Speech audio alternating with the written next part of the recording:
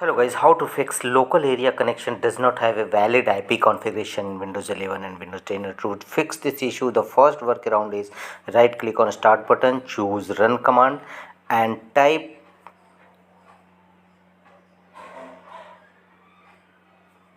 ncpca.cpl in it and press OK. It will open your network connection and right click on your network connection and choose its properties. Here go to the internet protocol IPv4 and choose its properties, and under the following DNS server type the preferred DNS service 1111 and 1001 and press OK. It will definitely resolve your issue. And the second workaround is go to Windows search, type ncpca and .cpl and again open your network and internet properties, right click on it and choose disable and again re-enable your network connection, right click on it and choose the option enable. So once disable and re-enable will resolve your issue.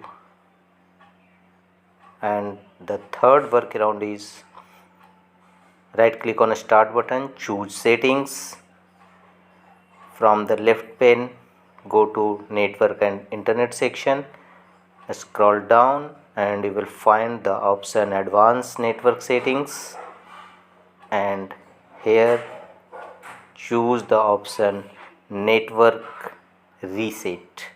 Click on it,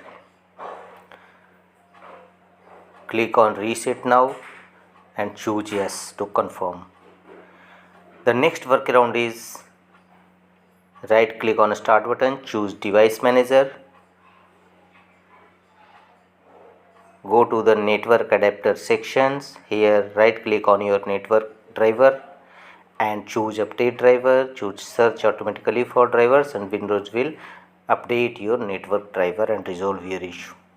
The next workaround is go to Windows search, type cmd and open command prompt Windows as administrator mode and type IP configuration space / DNS and press enter. It will clear all your DNS caches in Windows 11 and Windows 10 and as well as it will resolve your issue regarding local area connection not valid IP.